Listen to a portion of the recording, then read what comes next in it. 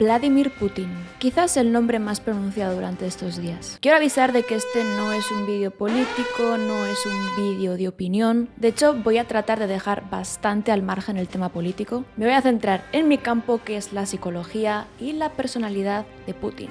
Y sobre todo en las motivaciones que él tiene y su manera de ver la vida. Aprovecho para decirte que te suscribas a mi canal, si no estás suscrito ya, porque si veo que este vídeo os gusta, podemos analizar psicológicamente a otros personajes, por ejemplo a Trump. Dicho esto, vamos a analizar a Putin. Lo cierto es que elaborar este análisis no ha sido fácil, por tres motivos. El primero es que Putin siempre ha sido muy receloso con su privacidad. Realmente se sabe muy poquito de su vida personal, lo cual es clave para poder estudiar la psique de cualquier persona. Segundo motivo, el entrenamiento que recibió en la KGB. Allí se te instruye para que tengas un total autocontrol de tu comportamiento, para que controles todas tus expresiones, todas tus palabras. Te enseñan a mimetizarte e imitar los gestos de tu interlocutor para generar simpatía. De hecho, varios políticos y personas que se han entrevistado con Putin decían lo mismo, que imitaba sus gestos, sus expresiones, su manera de hablar, su postura corporal. Es decir, el comportamiento de Putin no es genuino, por tanto, es difícil ver qué hay en su cabeza. Y claro, esto no solamente nos impide ver qué hay en su cabeza, sino que invita a muchas teorías. Se ha llegado a decir que Putin tiene Asperger. Otras personas dicen que tiene psicopatía. He leído por ahí que este comportamiento que está teniendo es porque tiene una enfermedad neurodegenerativa y ya no es racional. He llegado a leer que Putin es reptiliano.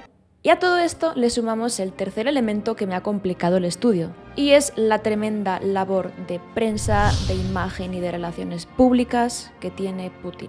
Ya sabemos que este ejerce mucho control y censura sobre la prensa. Se habla incluso de muertes un poco convenientes de periodistas que eran críticos con él. Y se cuida mucho toda la propaganda y la imagen que se da de él. Siempre se le lleva a escenarios heroicos con fotógrafos cerca. Esto nos hace complicado saber si sus apariciones, sus hobbies, sus intereses son realmente suyos o son de esta imagen que se quiere proyectar. Véase todas estas fotos intentando mostrar vigor y virilidad, con el torso desnudo montando a caballo, doblando sartenes con las manos, conduciendo un Fórmula 1, un submarino, entrenando muchos deportes como judo, cazando animales, o sus colaboraciones con grupos científicos atrapando ballenas u osos polares para estudiarlos, apagando incendios también. Vamos, que la misión de mantenerse misterioso y emblemático y parecer un action man le ha salido bien. Y quizás esto sea parte del atractivo de la fascinación que tienen algunas personas hacia Putin. Ese rostro que no revela nada, que no sabes por dónde te va a salir.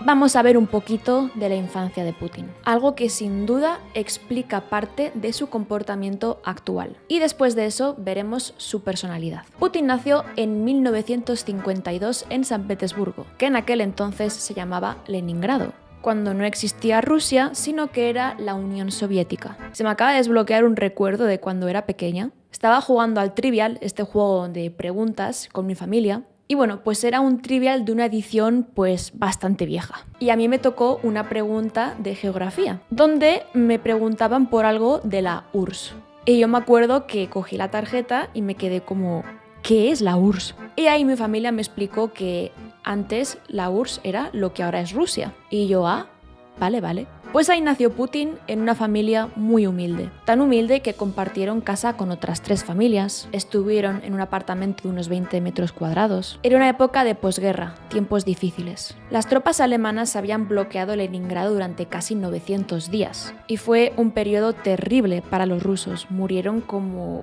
¿cuántas personas? De hambre, voy a mirarlo. 800.000 personas murieron de hambre. Sus padres también tienen oficios humildes. Su madre trabajaba en una fábrica y su padre, que también trabajó en una fábrica, también sirvió a la Marina Soviética. Su abuelo era cocinero y había trabajado para Stalin y para Lenin. Esto para Putin fue siempre algo muy admirable y de lo que presumir. Siempre había tenido como esta fascinación por las clases dirigentes, por el ejército, por el imperialismo. Hay quien dice que hubo mucha falta de amor en su vida. Hay quien dice que fue sobreprotegido porque sus 2 hermanos mayores murieron y él se quedó como hijo único. El caso es que él en más de una ocasión ha mencionado que tuvo una infancia bastante solitaria. Pasó mucho tiempo solo y uno de sus entretenimientos era cazar ratas. ¿Cómo quieres tú que te quiera, cariñito? Si de tu amor no me dan ni un poquito. Hay una frase que él dice: cuanto más aprendo de los humanos, más me gustan los animales. Nos ha dejado caer varias veces que las personas no es que le gusten mucho a Putin. Y claro, un presidente que no le gustan las personas, pues bueno, luego hablamos de esto. Entonces, de primeras ya tenemos a un joven que ha nacido en una situación de pobreza. Pobreza causada también por esta posguerra. Y seguramente escuchará durante toda su infancia un montón de historias de la guerra y de la posguerra, de lo damnificada y humillada que había sido Rusia. Se van ahí sentando unas bases ideológicas. Que por cierto, así como anécdota, su padre logró sobrevivir al ejército alemán metiéndose en el agua de un pantano y respirando con una cañita, los genes Putin. Conforme fue creciendo, encontró su refugio en las artes marciales. De hecho, es cinturón negro de judo. Siempre tuvo fascinación por lo militar, por las películas de espías. Vamos, que todo apuntaba a que Putin iba a ser como el James Bond soviético. Desde pequeño fue adquiriendo los valores de las artes marciales, la disciplina, el autocontrol, la estrategia, el absorber la fuerza de tu adversario para desequilibrarlo. Y entonces decide formar parte de la KGB. Pero antes le piden tener estudios y entonces hace derecho.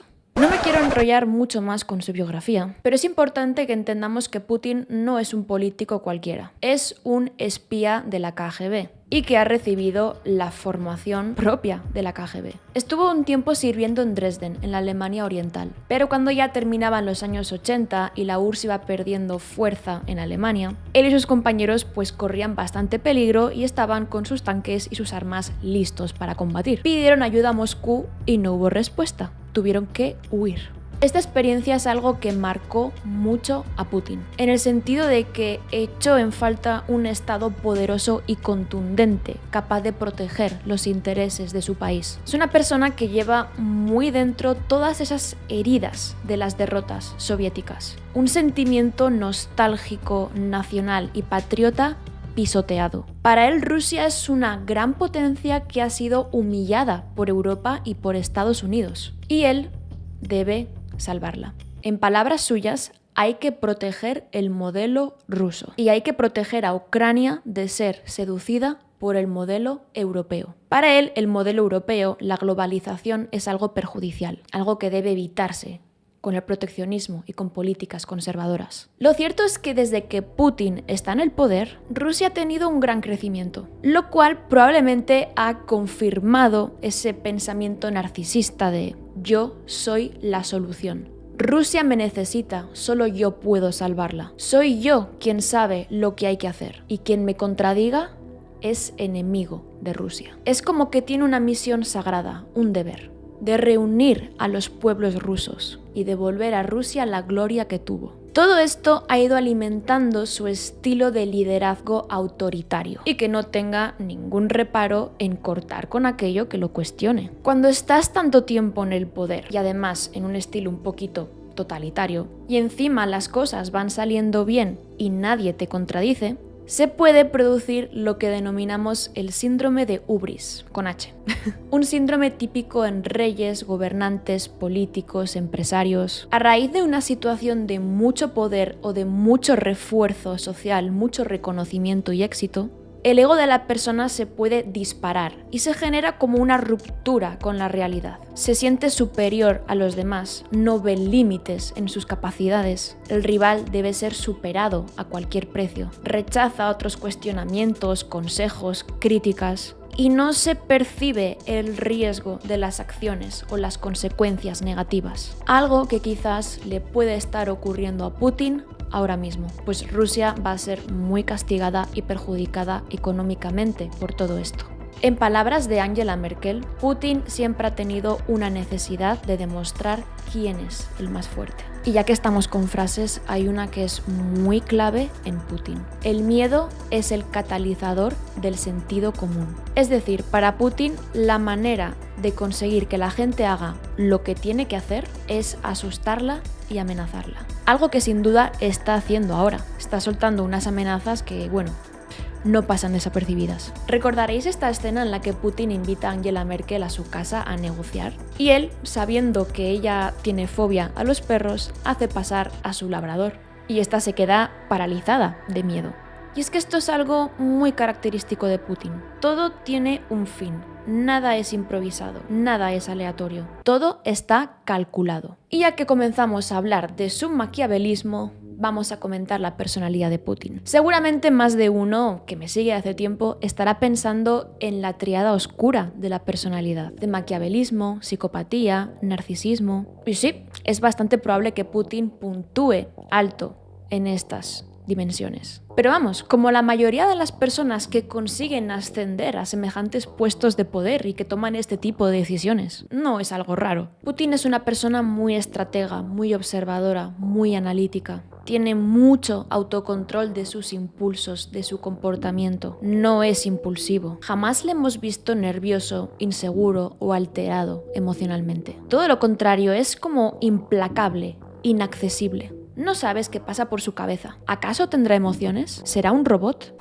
En las entrevistas, si os fijáis, mantiene siempre la misma postura planificada. Camina con los puños cerrados, lo cual es como un signo de contención, de autocontrol. Que por cierto, así como detalle, el que camine con un brazo quieto y con el otro balanceándose es algo típico de personas que han pertenecido a colectivos militares, porque tienes la costumbre de ir con una mano sujetando el arma. Por tanto, vemos que Putin en neuroticismo puntuaría bajísimo, mientras que en introversión puntuaría alto. Que ser introvertido no es ser tímido, por cierto. Es una persona reservada, tranquila, que rehuye de los estímulos sociales. Le gusta vivir en su marcada rutina, con mucha disciplina. No bebe alcohol, practica Wim Hof metiéndose en aguas heladas.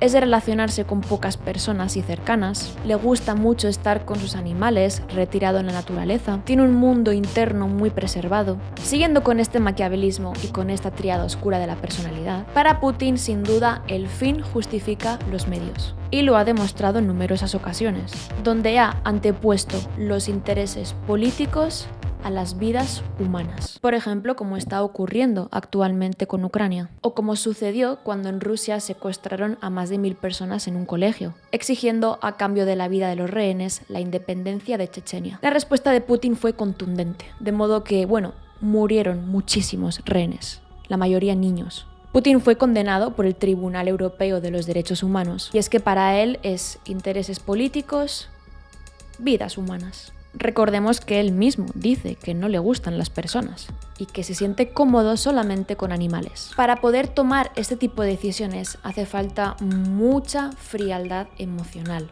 mucho cinismo y muy escasa empatía. De ahí que también podríamos esperar una cierta puntuación en psicopatía, que no significa ser un psicópata. Te dejo al final de este vídeo uno que hice hace tiempo sobre qué es esto de la tríada oscura de la personalidad, que es el maquiavelismo, la psicopatía y el narcisismo. Te lo dejo al final de este. Y si no me conocías de antes y te está gustando este vídeo, no olvides suscribirte. Esta psicopatía y este maquiavelismo son los que le permiten a Putin transgredir la moral, transgredir las leyes humanas para alcanzar sus objetivos. Véase envenenar al periodista que suelta trapos sucios, véase meter en la cárcel a las personas que protestan contra la guerra a Ucrania, véase manipular elecciones o cambiar leyes para permanecer más tiempo en el poder. Y no podemos olvidarnos de este encanto que tiene Putin, este saber estar, este aura misteriosa y seductora, tan propia de la psicopatía, ¿verdad? Con la misma intensidad que algunos le odian, otros todos le admiran.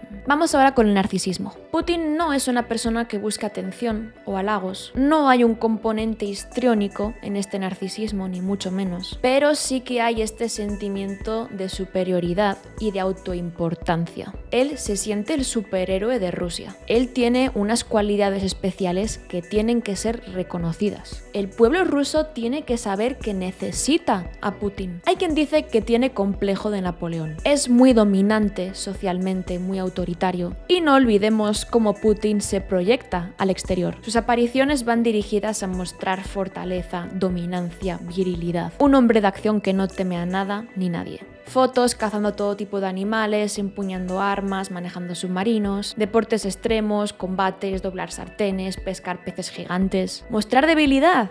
Jamás. Por eso también sus respuestas políticamente públicas también son contundentes, porque no se puede permitir mostrar duda, inseguridad o debilidad. Yo diría, y ya poniéndonos un poco elaborativos, creo que Putin ha hecho una identificación muy fuerte entre Rusia y él. Él nació en una Rusia dañada, pobre, castigada, obligada a ser algo distinto de lo que quería ser. Él se identificó siempre con los valores soviéticos, con sus instituciones, con sus símbolos de poder, y se ha visto humillado, abandonado y obligado a renunciar a esa grandeza. Pero se ha hecho fuerte, ha hecho a Rusia fuerte. Ambos han crecido juntos, y su misión en la vida es esa: volver a hacer Rusia grande, devolverle la gloria que tuvo, cueste lo que cueste. Y una humillación a Rusia es una humillación a él, y viceversa. Bueno, espero que este análisis os haya servido para entender un poquito mejor a Putin, cuáles son sus orígenes, por qué es como es, por qué toma las decisiones que toma, cuál es su manera de ver Rusia y de ver el mundo. Me encantaría saber vuestra opinión y qué habéis observado vosotros. Desde luego, teniendo en cuenta todo lo explicado, estamos en un escenario en el que se pueden tomar decisiones un tanto irracionales, donde la emoción puede llevarse por delante a la razón. Y es que identificarte a ti mismo con todo un país puede llevarnos a tomar decisiones un tanto viscerales. Pachulo, mi pirulo. En fin, de nuevo, suscríbete si no estás suscrito ya a este canal y nos vemos en el próximo vídeo.